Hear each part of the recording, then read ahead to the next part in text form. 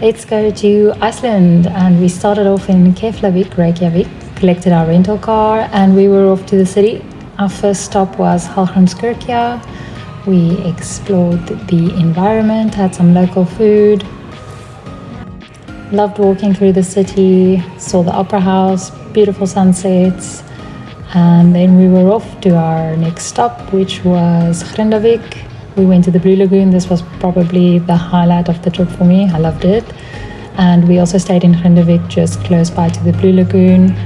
We had an amazing breakfast here. Then we went off to hike to the volcano area, and the wind was insane. The first couple of days the wind was crazy. These Icelandic horses can be seen throughout Iceland, and this waterfall was majestic. Afterwards we went to the geothermal field where you can see these sulfur explosions happening. There is a lot of people and you have to have a little bit of patience because it happens so sporadically, but it's wonderful to see and it has quite a sulfur smell. Our next stop was Lagerveld, where they make bread underneath the warm sand. Here you can see Jacobus is touching the water. It's like boiling. And there's a little rock on top of the sand, so you know that's where the bread is at. We then stopped at the Carrot Crater, which is a large volcanic lake-filled crater. It was formed about 6,500 years ago from a volcanic eruption. Next up, and probably my favorite waterfall, was Skogafoss. I loved this waterfall. It was beautiful, and we had a little picnic on the outside, and you can even hike to the top and watch it from up above. We then went to Reynisfjarðar. Sorry, I can't pronounce it correctly, but it's a beautiful beach with black sand. And actually all of the beaches in Iceland has black sand, but this one was particularly beautiful with the rock formations, and it was just incredible. We then go on the trail adventures to Katla Ice Cave. With their experienced drivers, they take you out to the cave and excellent guides to show you the way through, and you can see all the formations of the glacial area. And I'm taking a bit of a rest but it's a beautiful way to explore Iceland, and just the scenery is absolutely stunning.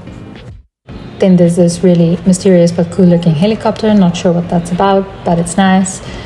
After that we went to the abandoned plane site. We walked by foot. It took a little bit of a while, but it was still super nice. You can hire transport, but it was just really nice and free if you just walk. You can then look through the plane site. It's pretty cool. I'm very glad that we were able to do it. Of course, another big highlight on our trip was seeing the Northern Lights, the Aurora Borealis. We saw it when we were in Vik, and we saw it the night after and the third night as well, so we were super lucky. We made a bit of a pit stop after looking at our itinerary, looking at where we are driving. There was this cute little coffee shop. We stopped by, had some hot chocolate, and spent a bit of time before driving on. What was really cool is they have an app where you can track how to drive and what roads are safe and when it's not safe to drive. We went onto this farm Airbnb. We booked all our trips in advance, but we kind of forgot by the time we got there. So it was like brand new and exciting whenever we got to stay at a place. And this farm was like insanely cool. It was so underrated on Airbnb and just absolutely beautiful. It was like the whole farm was just for us. And this night we saw another aurora. This was such a happy find. We didn't see this on their site at all, but we just explored, found it, and thought this was so awesome. It's like a waterfall, but the water is like frozen over, and it's absolutely just a stunning walk over there when the sun came down. See all the colors over the snow. Absolutely beautiful. We actually saw some crystal formation in the clouds as well. We can see a little bit of rainbow and glitter in the skies.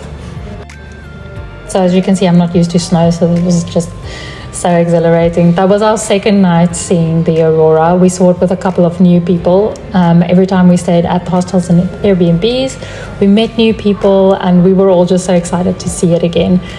This was the next morning at the same place. Beautiful sunrise. We woke up, had some wonderful breakfast. She made fresh waffles for us. So it was like awesome. We went back on the road, and then our next stop, called Fagurholsmeli. It is rock formations. I'm sorry if I said that wrong, but it just looks so cool, all of these rock formations and the ice coming down. Then we were on our way to Diamond Beach, and this was kind of a happy accident. There was no cars there, but we just decided to take a left turn, and it turned out to be just one of our favorite stops. It was a big glacier lagoon. We went over to Diamond Beach. This is what it looked like. Again, black beach. And then this is the ice from the ice lagoon or glacier that comes and it gets washed out on the other side of the ocean. So it ends up on the black sand and it makes these diamond formations when the sun hits it. So this was our next stop, also one of my favorites. You can literally see the glacial formations on the mountains on the opposite side of the road. And this was the building we stayed in. It's called Lilja. And it was a really, really cool Airbnb and a great find.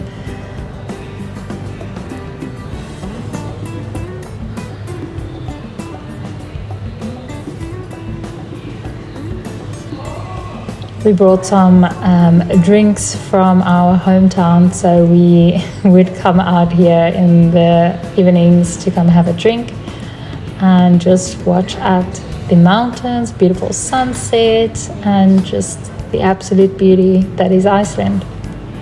Some more Icelandic horses. We also did see some reindeer, but they were quite far away and we didn't want to scare them off.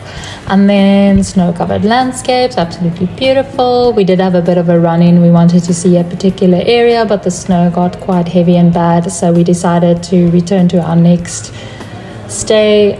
It was a local farm town. It's one of the oldest towns in Iceland. It was like wooden structures, absolutely just so cozy, but we're not really used to that heavy snow, so it was terrifying but awesome as well. I really wanted to go see this Game of Thrones site, but there was some couple stuck in the snow. My husband helped them out, the hero of the day.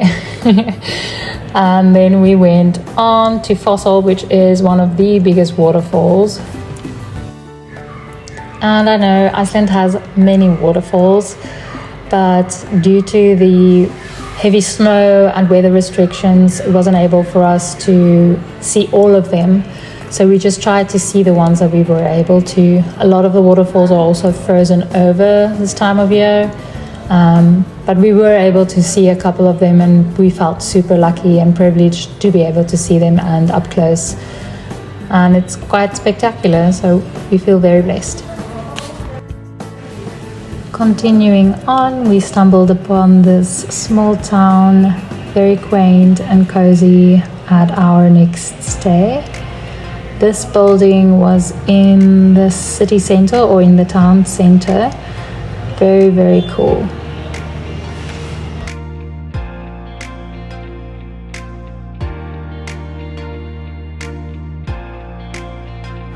We had to stop when we saw this on the side of the road. It was such a gorgeous church and structure. Then we headed on to our next hostel, which was on a farm with horses. We made some hot dogs ourselves. It was wonderful. And yeah, this is the inside of what this farmhouse looks like. It has this wooden cladding, so it has a lot of insulation. So even though it might not look like it, it's very warm on the inside. We then journeyed on to Arnastapi, which is a destination in itself. It has a whole national park. It's called Snæfellsjökull. I'm not sure if I say that correct. I'm sorry if I didn't.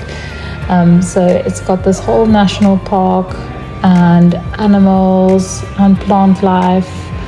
this was the Airbnb that we stayed in. I was probably most excited to stay in this specific one. It gave me a little bit of a Viking vibe, but it was very quaint and cozy. It was also very rainy the day we got there, and then the next day was super sunny.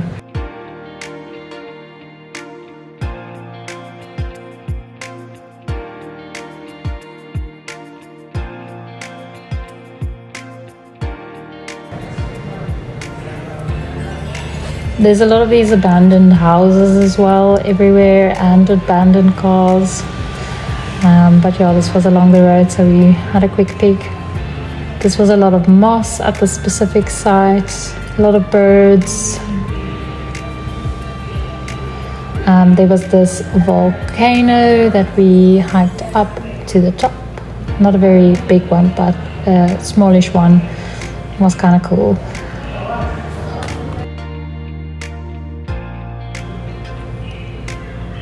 There's this church in one of the little towns that we went in. It looks like a dove. And then we explored Kirkjufell. I was also extremely excited to go here as it was used in one of the Game of Thrones scenes. Just spectacular. Something Jacobus really wanted to see was the shark fermentation. Unfortunately, the shark museum was closed. However, the lady said that we can walk around the museum and just go have a look at it. So we did.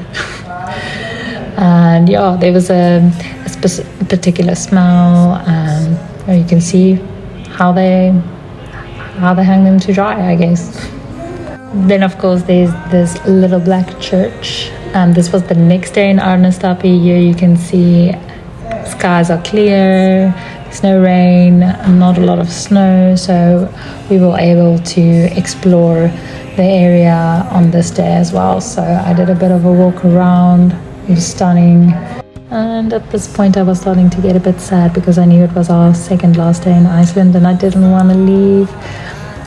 We headed back to Reykjavik after this, and we wanted to end it on a good way, and we had a couple more hot dogs.